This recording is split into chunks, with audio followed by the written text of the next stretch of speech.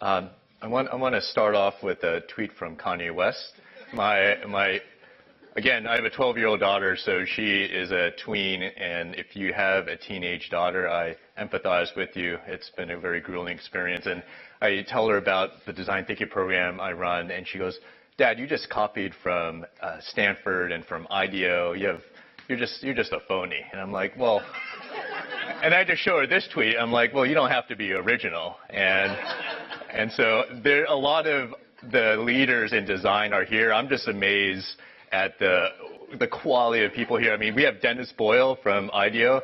He and his partners literally created a term, design thinking. I mean, it's stacked on it. So I just wanted to applaud Brian and Kirsten for putting together just an amazing day. So I wanted to start off by, when we think about the future of the health system, how are we going to fix it, and what about it is broken? And looking back, the healthcare system is really kind of just happened by an accident. It wasn't really designed. So we had a payment system that started in Dallas, where hospitals created basically Blue Cross insurance plan. They created this plan, and then in 1943, Congress made it employer-based insurance tax-free. So that's how we kind of got into this mess. And hanging out with designers like Dennis and a lot of the panelists here, I'm not a designer by training, but it forced me to think like a designer. And what I end up seeing is a lot of examples of bad design in healthcare. So I want to share a few of them here. The annoying hospital gown that exposes one's backside. It's very difficult to put on. It doesn't lead well to a cardiac exam when I try to examine patients. There's a great company called CareWear that worked with students from Parsons School of Design that were inspired by the kimono, and they just developed this product. One of my favorite design fails is this is a hack done by our nurses in the trauma bay. And you don't want a rectal probe in your mouth. So, they hacked it with a marker pen right there. And the design of these devices are terrible. They're just like a red and blue dot on top of them. So look for some of these kind of marker hacks in where you're at, because it represents an opportunity for a redesign. The electronic medical record system or imaging record systems or devices do a terrible job at communicating with each other. This is a lack of interoperability. So here's one of my residents taking a picture of an X-ray of a distal radius fracture and texting it to the on-call orthopedic surgeon at 2 o'clock in the morning. So smartphones we use a lot in healthcare. They're kind of like the duct tape in healthcare. We find a lot of solutions through them. The bedpan is great for collecting urine and feces, but it's really not great for performing pelvic exams. So this is me empathizing what it's like to be a female getting a pelvic exam in the emergency department. It's a very uncomfortable and vulnerable position to be in. John, one of our physician's assistants, this is his office, his hallway office here. He gets bumped by stretchers all the time. It's a hard place for him to be in. It's loud. He gets interrupted. And the worst part is he's right in front of the bathroom. So he has the worst seat in the house in the emergency department. This is what it looks like to admit a patient to our hospital. This is a flow diagram of who to call. It's so complicated. And those times when I work by myself, I have no idea what to do.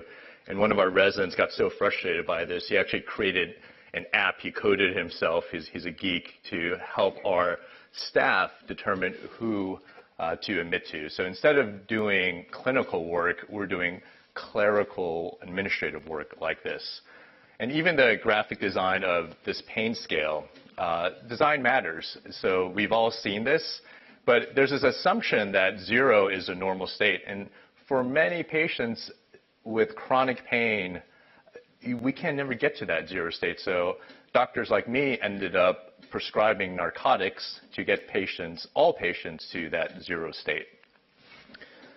So I talked a little bit about the problems of our healthcare system, why it's not, it was really happened without design, and what's the cure for it? there's many of them, and here's our way of fixing the healthcare system. It's by changing this recipe of how we create physicians. So this is my current recipe of how I was made. I'm at the year 22 mark. I just recertified for my board examinations. So the gold standard in academia are standardized tests and multiple choice questions. But I don't think multiple choice questions are going to make us into creative problem solvers. And what I experienced working in the emergency department, that I was getting a little bit burnt out. I was getting frustrated. I was a little bit depressed about my job. It was getting cynical, and nothing in medical training really prepared me for some of these symptoms. And yeah, I think part of it was that medical school and residency training was just a creativity killer for me. And a lot of my colleagues and I who kind of are working at the front lines of healthcare, we're just frustrated because we can't even imagine a better future state. There's no room for creativity in our jobs. So what is creativity? And this is my favorite definition from Ken Robinson. He gave it in his TED Talk, which is actually the most popular TED Talk on there. It has over 50 million views. Some of you probably have watched this. And why I think it's so popular, because I think it strikes a chord within us that creativity is important. And I think actually creativity is the most underappreciated skill in healthcare, and it's actually a skill that can be taught. So we know what creativity looks like, what it looks like in the arts and music and fashion, but what does it look like in healthcare? And for us, it comes across in teaching human-centered design to medical students. And it's been a fascinating process for us.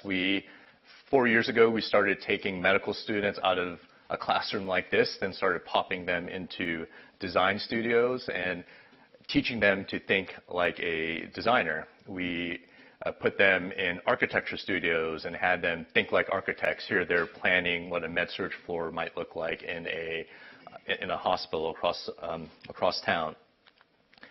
And this is the simple kind of recipe or process that we follow. We develop empathy for the end user. We encourage our students to prototype a solution rapidly and to test it out. And another core process is this process of co-creation, of inviting patients into the process and learning how to design with them in mind. Because often medicine is very paternalistic. It's like, I know what's best. And having patients come into our conversation has really been a game changer for us. It's something that wasn't trained to do, and it's been very inspiring bringing in the end user of healthcare into the conversation. We have our medical students ask grumpy physicians all the time what keeps them up at night, what are their pain points, to develop empathy for doctors and physicians as well. Here's what our process looks like before we go into developing solutions. We do a lot of understanding what the problem is, and we don't do that well in healthcare. For all that training, those 22 years of taking those multiple choice question tests, we think we know the answer a lot. So this is an uncomfortable process for many physicians to kind of take a step back and go, what exactly is the problem? So we force our students into this process. And we do a lot of prototyping, and it's thinking with our hands. These are students prototyping a solution through a storyboard. Here is mock-ups of a smartphone application teaching medical students how to perform point-of-care ultrasound. This was done not writing one line of code. We do a lot of skits as a form of prototyping. Here are students working with one of our faculty on an electronic identification system in the emergency department. So you don't have to communicate that idea through developing an actual physical product too, but you can act it out. So it's a lot of fun. A lot of our workshops that we do, they end up looking a lot like a studio in an architecture graduate school or a design studio. We're constantly having our students show their work and getting critique, and also learning from our mistakes and iterating on problems. For example, one team worked on a a problem that I had, they were inspired by a case where a patient of mine that I diagnosed with sepsis in the emergency department had a bad outcome.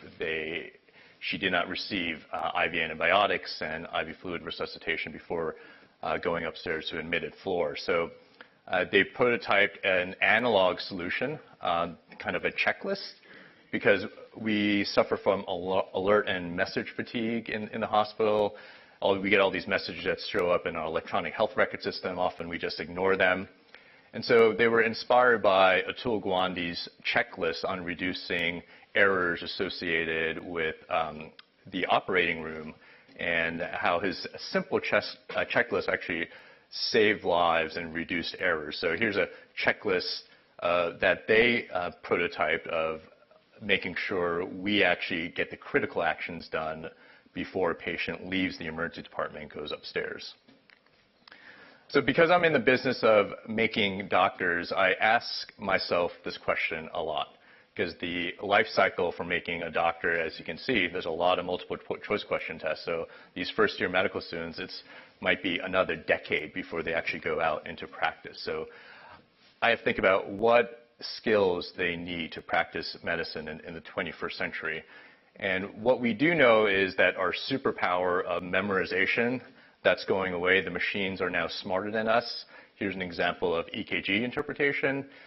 We have a read up on top. When I started training, we did not get that read. They're becoming a lot more accurate, and that happened because emergency doctors like myself were missing myocardial infarctions, and patients were having bad outcomes. And I think we're going to see a lot of that. Things that involve pattern recognition, like diagnostic imaging, I think we're going to have a wet read by a computer on a CAT scan or MRI or X-ray before even a human takes a look at it.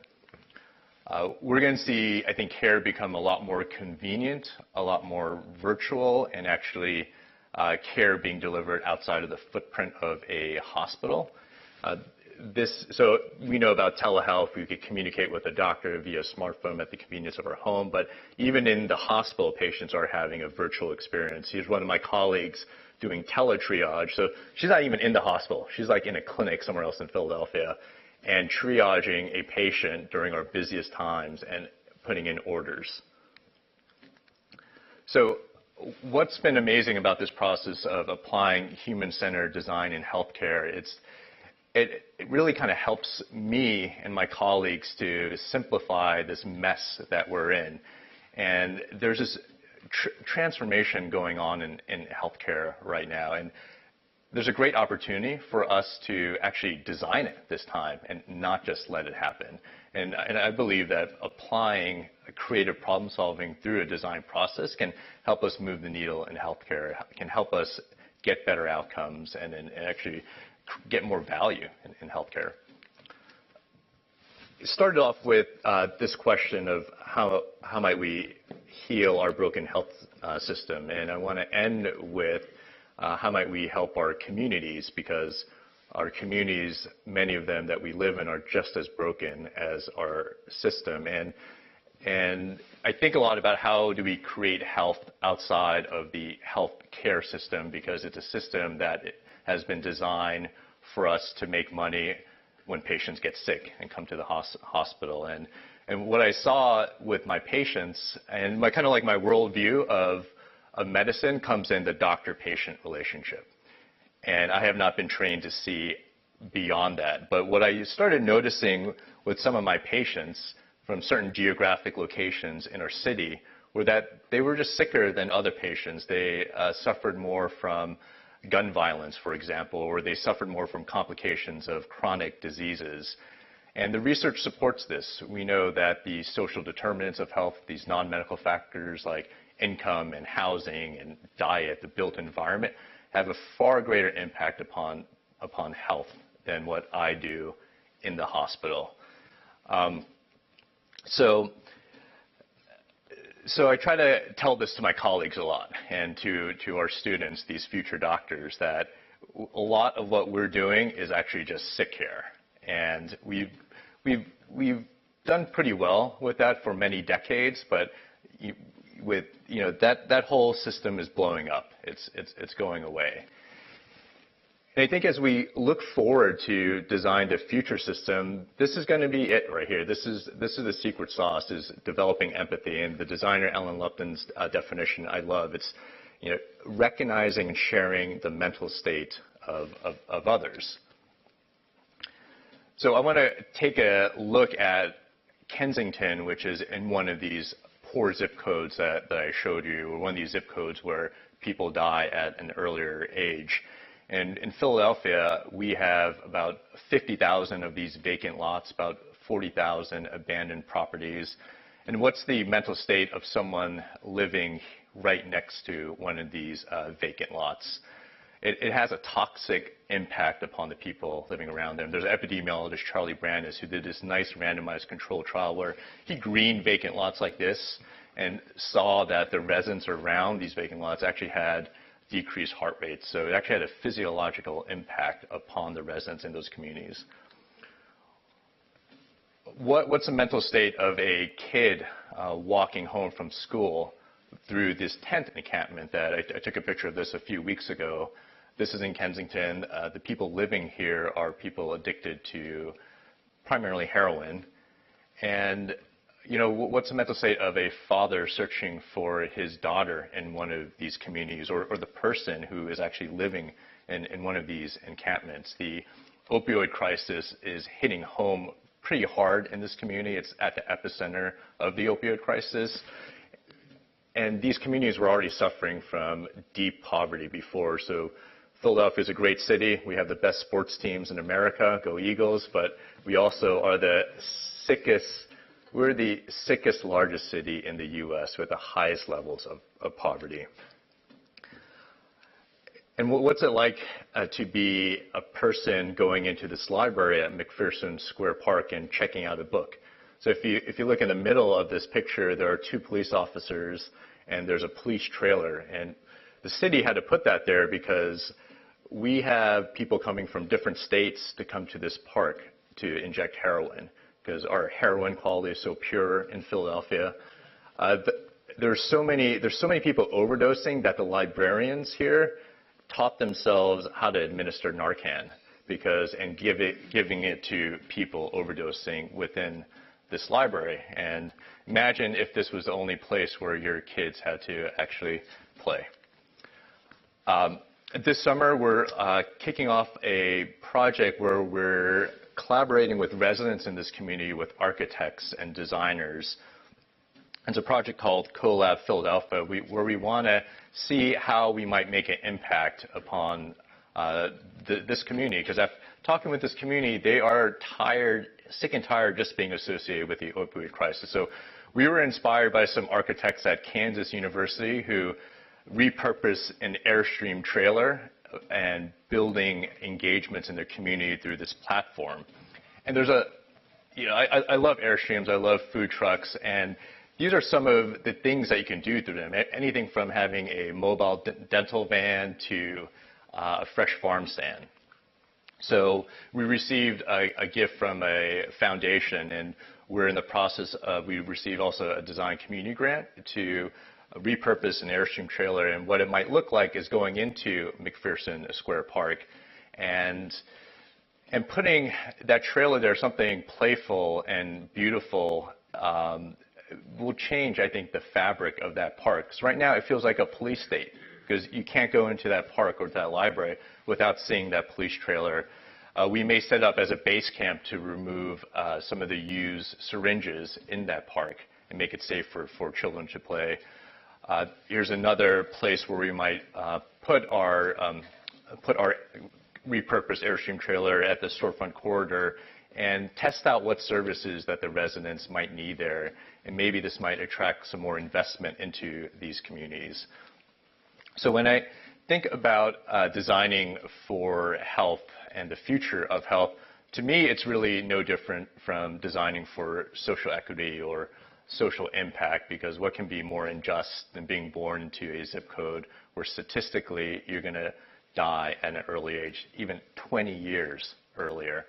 And so what we try to do is really change the future generation of clinicians to have them think beyond just the patient in their examination room, but to think about the communities that are where these patients live. So, thank you.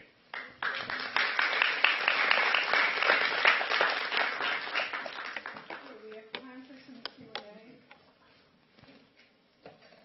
Any questions for first speaker? I have a question. Yes. So how are your students responding to this method, this introduction to this way of designing health? And how are the traditional physicians, more established, how are they responding to it? So the first question is how are the students responding to it? I think they love it. You know, these issues of social justice, social equity, they care about more than my generation. And what happens though is, you know, everyone's optimistic going into medical school. No one thinks that. No one goes into medical school thinking like I'm going to become an RVU maximizer and make sure I bill and like. But that's what we become, right? I mean, one of the biggest risk factors for burnout is electronic health record. So this for me is a way of inoculating this generation from the next 10 years of training that they have. That as a physician, that this is one of our responsibilities. That it's more than just maximizing our revenue, but it's a commitment that we have to the communities around us. And the older physicians like myself, it's tough. I think it's a lot of us here, we do a lot of translating for them. We're so in the weeds of trying to deal with a broken system that it's hard for us to kind of step back and go, what's going on? How can we change it up? So that's why I'm super excited to be here and learn from the rest of the panelists. We're going to try to use some mics. I think it's fascinating. Great start to the morning. Curious, two things. One, are you involved in any sort of training that may go to the nursing side as well? Because a lot of times that's truly the front lines. And then two, what about retraining physicians that are in the system already that didn't have a chance to kind of go through this process as students? Absolutely. Nurses know their patients the best. They spend way more time with the patient. So we've been collaborating with one of the deans at our nursing school who's using our space at the medical school. So we want to do a lot more of that and really have some interprofessional education and learning going on. And your second question was again? Physicians that are in the system today that perhaps didn't have... Oh, yeah, physicians in the system today. Yes. We have somehow been tapped in our medical school and health system of being creative problem solvers. And we get all these crazy requests. Everything from like, how are we going to fix our bundle payment system to using 3D printing for operations. It's crazy, but I love it because I think a lot of us are stuck when we don't know how to tackle these big problems. Or people, you know, we had department chairs going, I want to fix my space. I'm like, I'm not an architect, you know, like, so I think there is a hunger for this type of process on solving these kind of big problems that in the healthcare system. So we've been trying to reach out. We're a small team, though, so it's just kind of really a bandwidth issue for us. Yes. Good morning. I'm a industrial design graduate student at U of H. I'm also a Rice alumni. And soon I'll be starting my thesis at U of H on, I want to develop something for the OR.